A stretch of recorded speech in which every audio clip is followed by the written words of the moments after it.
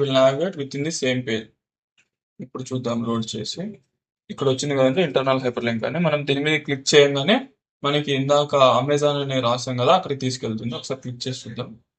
చూడండి కర్సర్ ఇక్కడికి వచ్చింది. ఇక్కడ కార్నర్ లో కనిపిస్తుందా?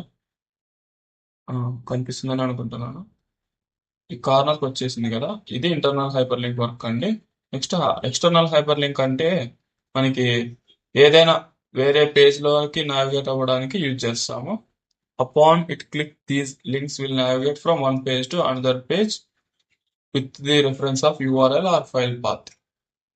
చూద్దామండి అది ఎలాగంటే మనకి ఇంకో యాంకర్ ట్యాగ్ తీసుకుందాము. ఇది ఎక్స్టర్నల్ కోసము, ఎక్స్టర్నల్ హైపర్ లింక్ ఎగ్జాంపుల్. ఇక్కడ మనం అమెజాన్లోకి నావిగేట్ అవ్వాలనుకుంటున్నాం.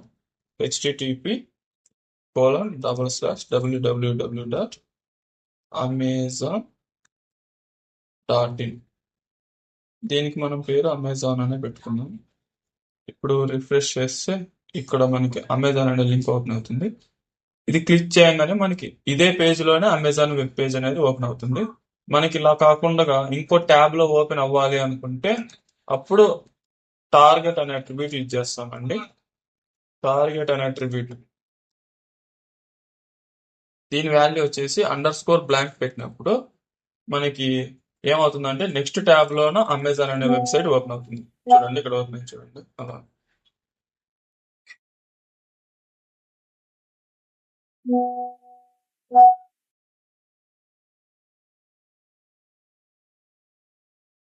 అండ్ ఇది ఎక్స్టర్నల్ హైపర్ లింక్ వర్క్ అయ్యే విధానము.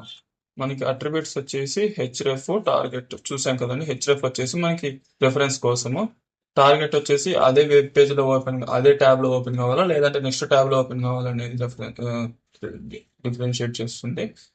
డౌన్లోడ్ అట్రిబ్యూట్ ఎందుకంటే ఇది మనకి ఏదైనా లోకల్ ఫైల్స్ ఇచ్చినప్పుడు డౌన్లోడ్ అనే అట్రిబ్యూట్ ఇక్కడ ఇచ్చామనుకోండి, అదేం చేస్తుందంటే మనం ఎప్పుడైతే ఈ లింక్ మీద క్లిక్ చేస్తామో దాన్ని అనేది డౌన్లోడ్ చేసేస్తుంది బై డిఫాల్ట్ గా.